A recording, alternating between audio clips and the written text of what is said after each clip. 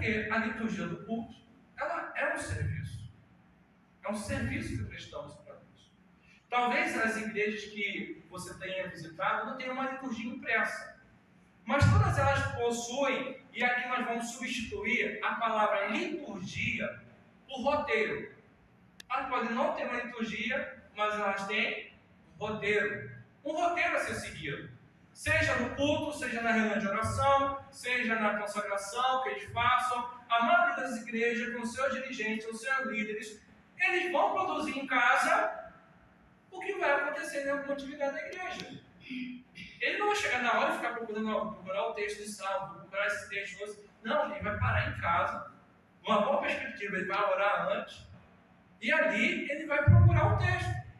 Os textos que vão se encaixar ali para aquele momento. E você vai perceber que na maioria dessas igrejas nós começamos com cânticos.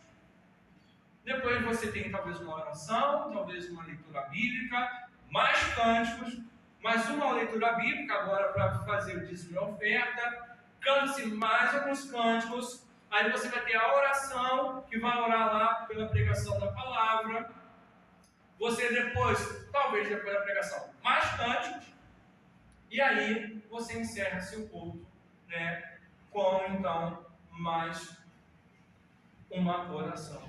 Isso também é uma liturgia que não foi repassada para a igreja, mas que alguém elaborou um roteiro de culto.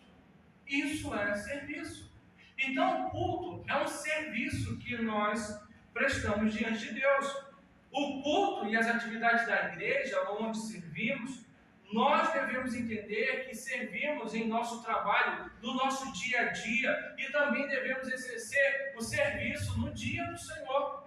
Tanto no culto, nas atividades da igreja, no apoio, em visitações e outras coisas mais que podem ser feitas dentro do contexto da igreja. Não deve existir o seguinte pensamento: eu estou cansado, eu estou exausto, trabalhei a semana inteira e não vou fazer nada na igreja. Por quê? Porque eu estou exausto.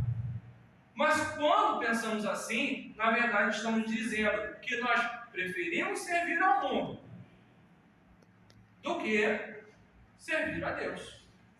E isso acontece porque as pessoas, na verdade, invertem suas prioridades. A gente não está dizendo aqui para ninguém abandonar emprego, mas a gente precisa entender que assim como a gente serve ao mundo de segunda a sábado, no domingo a gente precisa servir a Deus.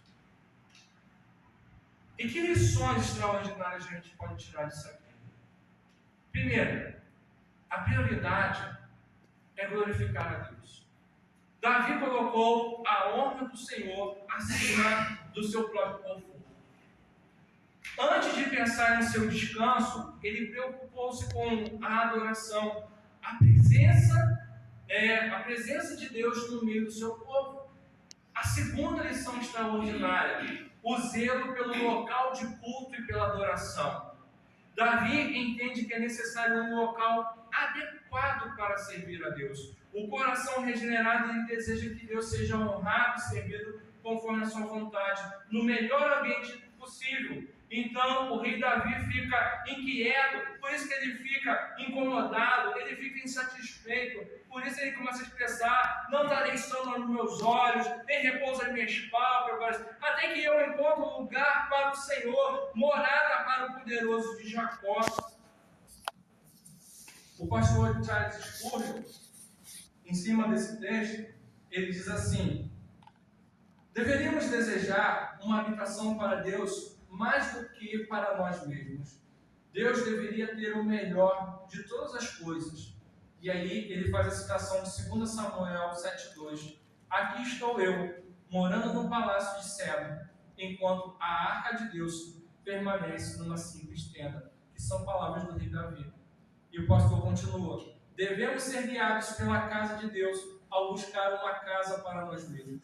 Devemos trabalhar para a prosperidade da casa de Deus, ainda mais do que pela nossa.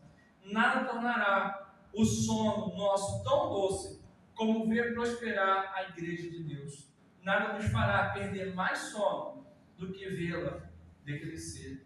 Fecha aspas.